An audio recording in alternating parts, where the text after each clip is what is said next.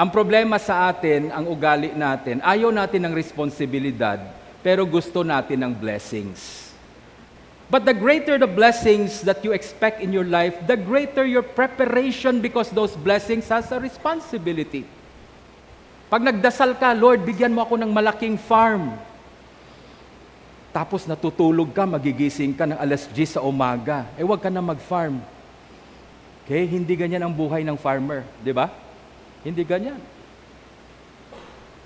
When you pray for a family, nagdadasal ka, Lord, bigyan mo ako ng pamilya, bigyan mo ako ng asawa, give me children. And you know, when you pray, children are a blessing from the Lord, but the more children, the greater the responsibilities. Amen? Yan ang ano dito. That's why Mary, right after the fiat, ano tong fiat na sinasabi? Fiat is Mary's response to the angel Gabriel when he said, "You are going to have a child." The fiat of Mary is this: "Be it done according to your word. Be it done unto me according to your word." Mary's response to the blessing and the announcement of God's blessing in her life was to surrender herself to the will of God. Yan ang fiat. And after surrendering herself to the will of God, our gospel today picks up, and sabi dito, immediately Mary went out. Pagkatanggap niya ng blessing sa Diyos. When she surrendered herself to the will of God, she immediately went to Bethlehem. Ephrathah. Bakit? Kasi binalita din ng angel na yung pinsan niya, si Elizabeth, is already with child. Now, Elizabeth was already old and barren. Hindi talaga nagkaanak yan. Hindi lang sa edad, talagang may diferensya siya. Her womb is closed. But now the angel said to Mary, you know, your cousin is already pregnant. 6 months na yung cousin mo. And right after the announcement of the angel, Mary went out kaagad. You know how far Bethlehem is from their place? It's more than 80 kilometers. Linakad lang ni Mary yun. And it is a hill country. Bulubundukin yan. 80 kilometers, to give you an idea, from Kalibo, lampas ng Pututan, yan ang 80 kilometers. Linakad lang ni Mary yan. You know, was it easy? Was it convenient? No, it was not easy. It was not comfortable. Amen? But something propelled her to go. Ano yun? Well, we found out in our Old Testament reading when the prophet Micah was prophesying, he was talking about Bethlehem Ephrathah. Sabi niya, Bethlehem, you are not the biggest city. You are not a well-known city, but out from you, a king will come. A king that will rule, a king that will be so great, he will rule over Israel, and not only Israel, but the whole world. Why? What is the lesson we learned from the first reading? That God is able to use lowly things for great things. Minsan naiinis tayo na masyadong napaka-ordinaryo ng buhay ko. You know, sometimes we get so frustrated because, you know, wala akong achievement, I am not a successful person. But God is saying in our first reading, no. You may be the lowliest, you may be the most insignificant person, but God can bring out a great work in your life. Amen? And that's what God did to Mary. At nung ginawa ng Diyos yan kay Mary, nako, napa-inlove si Mary kay Lord. You know? Sometimes we don't reflect on what God has done for us. Hindi natin iniisip yung mga ginawa ng Diyos sa atin. We forget, that's why sometimes every day nagrereklamo tayo, ang daming problema, ang daming kakulangan sa buhay. Hindi man lang tayo nag-iisip at alalahanin natin yung mga bagay na ginawa ng Diyos sa atin. Muntik tayong mamatay ang iba sa atin dito. Pero nandito tayo ngayon, buhay. Okay, I had an accident, I almost died, but I'm here today, alive. When I remember those things, what God has done for me, then I begin to appreciate this God who does not do anything for us na may kapalit. Amen? Why would God choose someone that is lowly? Because He does not expect to get a return. He does something for people who could not repay Him. Why? Because that is God's love and generosity. The second reading teaches about how Christ in a conversation with God, sabi ng Diyos sa kanya, I do not desire burnt offerings and everything, but to you I give you a body. I give you the gift of incarnation. You will be born on earth as a man. What is Christ's response to God? Okay? What is Christ's response? Christ's response to God is, let your will be done. He surrenders himself to the will of God. Amen? It is a blessing that Christ would come to us as a man, that He may be able to save us. But how did Christ respond? Do to me as you will. He surrenders Himself to the will of God. In our gospel today, right after Mary surrendered herself to the will of God, He went to Elizabeth.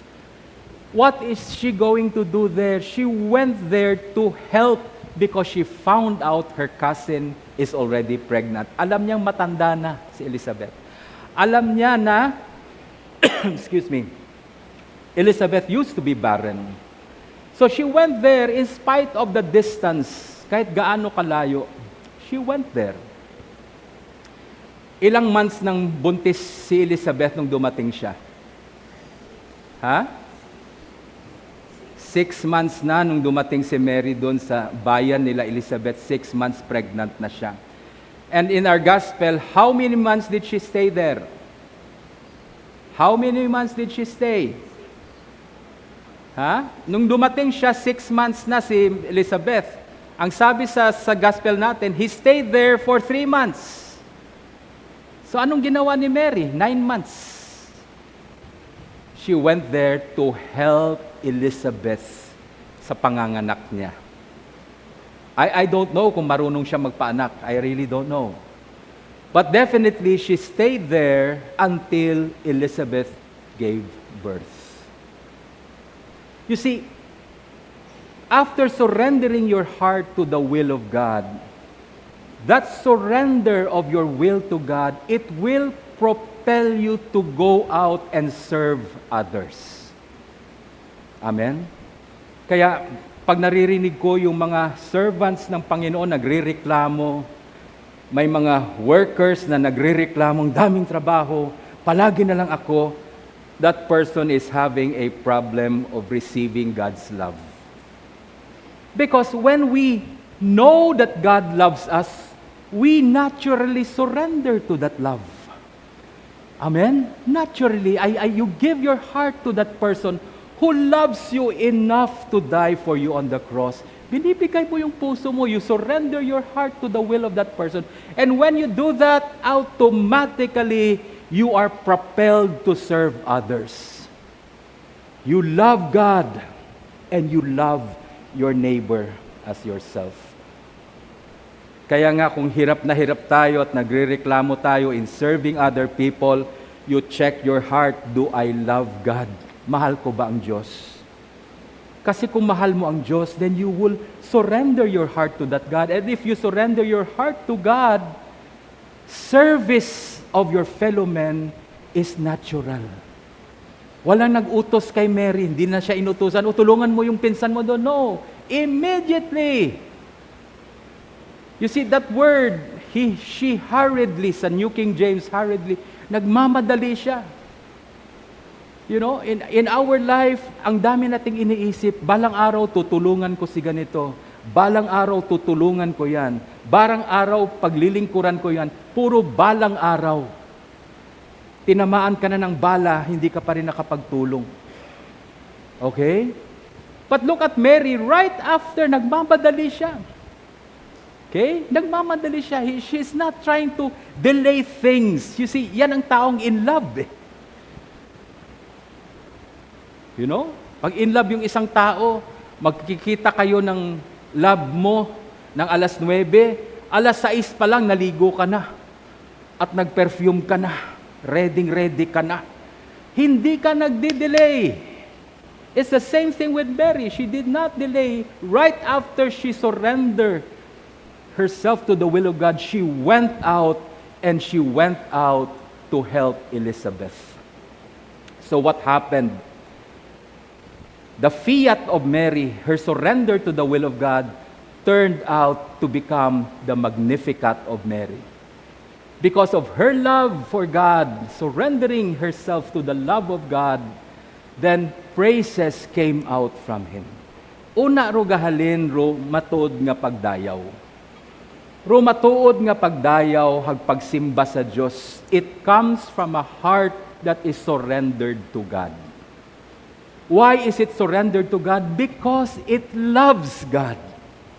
You don't find it hard to surrender your heart to someone you love. Amen? The gift that you give to the person you love is your very self, binibigay mo. And the same thing with us.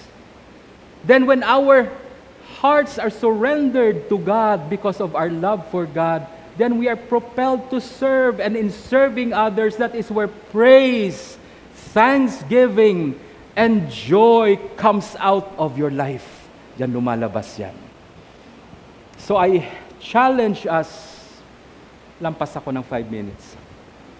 I challenge all of us in this season of Advent, as we have prepared, as we enter the season of Christmas, magbago na tayo. We have to change. Amen? We have to throw away those things that hinder us from loving God and from surrendering our hearts to Him. If we do not surrender our hearts to God, we will not experience the joy. We will not experience, the joy of serving others. Hindi yan. Magiging malungkot ang buhay natin. Sabi nga nila, ang taong nagmamahal ay hindi nagtitiis. Totoo ba yan? Ang taong nagmamahal hindi nagtitiis. And I believe that's true. Kasi yung nangliligaw sa baryo, doon sa amin, pag nangliligaw, yung isang deacon ko nangligaw, bago siya kinasal, nanligaw siya, yung asawa niya, taga-bundok. Pagligaw niya doon, sabi ng tatay ng babae sa kanya, buhatin mo muna yung isang sakong palay na yan, dalhin mo sa kabilang bundok. Binuhat niya. Pinasan niya yung isang sakong palay. E nandun yung liniligawan niya. Asawa niya na ngayon. Sabi sa kanya, mabigat ba? Sabi niya, hindi. Ang gaan nga eh. Hindi siya nagtitiis. Bakit? Umiibig kasi. Di ba? Mahirap ba pumunta sa simbahan? Ang hirap, Father. Tinatamad ako magpunta sa church. Hindi ka kasi umiibig eh. Ibigin mo. Surrender your heart to the Lord. Once you fall in love with God, hindi ka magtitiis. Ang taong nagmamahal ng lubos ay hindi nagtitiis. Amen? It's a joy to serve God and to serve others. I pray for all of us that as we have prepared our hearts, we will learn to surrender our hearts to the Lord. And when we do that, that will set the tone of our journey this year. Anuman ang mga bagay na pagdadaanan natin sa buhay, hindi tayo matatakot, hindi tayo matutumba, hindi tayo mapapagod. Bakit? Tayo ay nagmamahal ng lubos. Amen? Love never fails. Love never. It's the most powerful force on earth, ang taong nagmamahal at umiibig. Love never fails. That's why if you love, you will never fail as well. Let's all stand.